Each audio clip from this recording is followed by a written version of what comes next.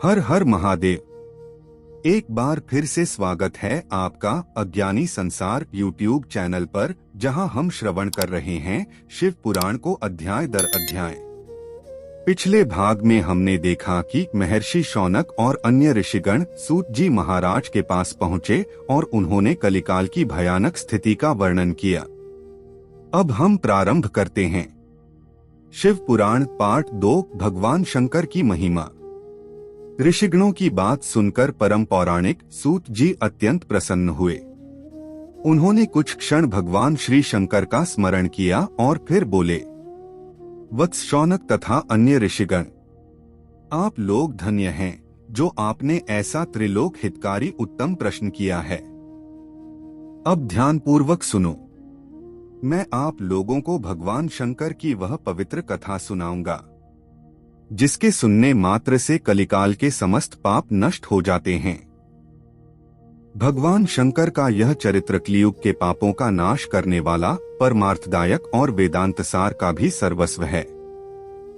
जो व्यक्ति उनके चरणों में प्रेम करता है वह अनेक पापों से मुक्त होकर परम पद को प्राप्त करता है।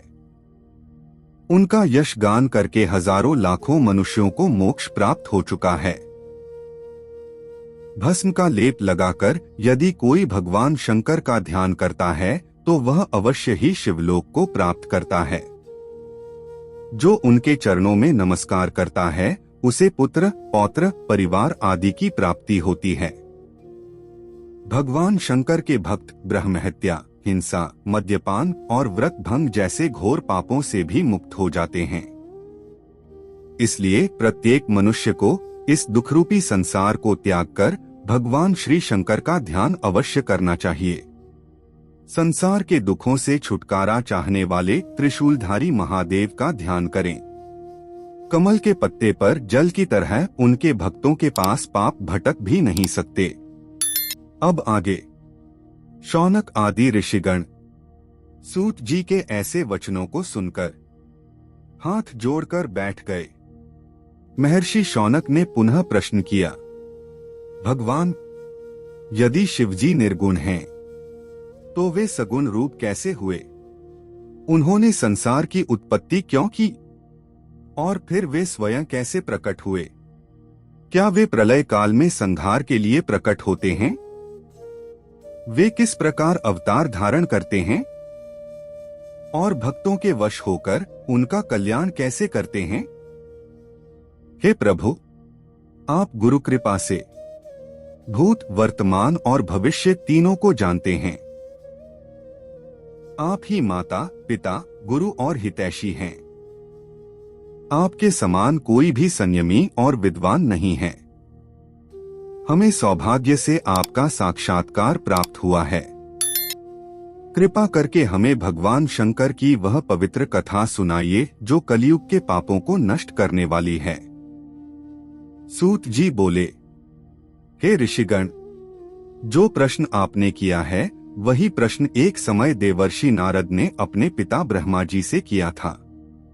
ब्रह्मा जी ने जो उत्तर नारद जी को दिया वही मैं आपको सुनाने जा रहा हूँ। ध्यानपूर्वक सुनिए। एक समय की बात है, देवर्षि नारद तपस्या के लिए हिमालय पर्वत पर पहुँचे। वहां गंगा जी के तट पर एक सुंदर स्थान पर बैठकर उन्होंने मौन साधना में प्रवेश किया। उनका तप उग्र था और अत्यंत कठोर था। नारद जी के इस तप को देखकर देवराज इंद्र भयभीत हो गया। उसे लगा कि शायद नारद जी उसके स्वर्ग पर अधिकार न कर लें। इसलिए उसने कामदेव को बुलाया और कहा, मित्र, तुमने मेरी सहायता से कई बार महापुरुषों का तप भंग किया है। अब नारद भी हिमालय पर तप कर रहे हैं, तुम जाकर उनका तप तोड़ दो। इतना सुनते ही कामदेव अपनी सेना के साथ उस स्थान पर पहुंचा। उसने सुंदर उपवन, सुगंधित वायु, कोकिलों की मधुर ध्वनि और सुंदर अप्सराओं का नृत्य रच डाला। परंतु देवर्षि नारद की तपस्या नहीं टूटी, क्योंकि उस स्थान पर पहले भगवान शंकर स्वयं तप कर चुके थे और वहीं पर कामदेव ने भगवान शंकर पर भी हमला किया था, पर वे भस्म हो गए थे। फिर दयालु भगवान शंकर ने रति की प्रार्थना पर कामदेव को पुनर्जीवित कर दिया था। इसीलिए नारद जी भी कामदेव के सभी प्रयासों से सुरक्षित रहे और कामदेव हारकर लौट गया। नारद जी को अपनी इस विजय पर अभिमान हो गया। वे भगवान शंकर के पास पहुंचे और कामदेव पर अपनी विजय का बखान करने लगे। भगवान शंकर मुस्कुराकर बोले, ऋषिराज, आप धन्य हैं, किंतु कृपा करके यह कथा किसी अन्य देवता, विशेषकर भगवान विष्णु को मत बताइएगा। पर नारद जी को यह सलाह अच्छी नहीं लगी। वे ब्रह्मा जी के पास गए और उन्हें भी यह कथा बताई। ब्रह्मा जी ने भी यही चेतावनी दी, परंतु अब नारद जी अहंकार से भर चुके थे।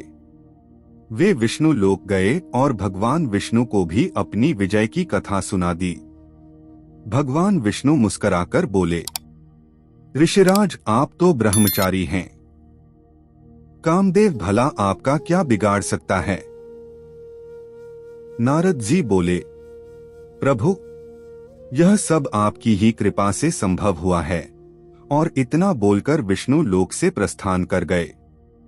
इसके बाद भगवान शंकर की माया ने नारद जी के मार्ग में एक सुंदर नगर रचा और वहां पर अपने 2 दूत भेष बदलकर भेज दिए। वहां राजा शीलनिधि की पुत्री विश्वमोहिनी का स्वयंवर था। नारद जी ने जब राजकुमारी को देखा तो वे मोहित हो गए। उन्होंने सोचा, यदि मैं भी सुंदर होता तो इस कन्या को पा सकता। उन्होंने भगवान विष्णु जी का ध्यान किया और प्रार्थना की कि उन्हें सुंदर स्वरूप दें। भगवान विष्णु प्रकट होकर मुस्कुराए और कहा, ऋषिराज, एक उत्तम वैद्य रोगी की इच्छा नहीं, उसका हित सोचता है। उसी प्रकार मैं आपके हित के अनुसार करूंगा। इतना बोलकर भगवान विष्णु स्वयंवर में विराजमान हो गए। नारद जी का शरीर तो सुंदर बन गया, पर चेहरा बंदर जैसा हो गया और उन्हें स्वयं इसका पता नहीं चला। स्वयंवर में सभी राजाओं के बीच बैठे नारद जी को केवल राजकुमारी ही उस रूप में देख सकती थी। राजकुमारी ने उन्हें देखा और घृणा से मुंह फेर लिया और स्वयंवर में बैठे भगवान विष्णु को जयमाला पहना दी। यह देखकर नारद जी को बहुत पीड़ा हुई। तभी शिवदूत हंसते हुए बोले, जरा दर्पण में अपना मुख तो देखो। नारद जी ने दर्पण में देखा कि उनका चेहरा बंदर जैसा हो गया है। यह देखकर वे लज्जित और क्रुद्ध हो गए। उन्होंने समझा कि यह सब भगवान विष्णु की लीला है। उन्होंने विष्णु जी को श्राप दे दिया। फिर वे वहां से प्रस्थान कर गए। अब अगले भाग में देखेंगे नारद जी के क्रोध का परिणाम और भगवान शिव की आगे की लीला। यदि आपको यह कथा सुनकर आनंद आया हो तो कृपया चैनल को लाइक, सब्सक्राइब करें और बेल आइकन जरूर दबाएं ताकि अगला भाग आप तक सबसे पहले पहुंचे। और हर हर महादेव बोलते हुए जुड़े रहे हमारे साथ अगले अध्याय में। हर हर महादेव। मिलते हैं अगले भाग में। तब तक के लिए अज्ञानी संसार को जय भोलेनाथ कहकर विदा दीजिए।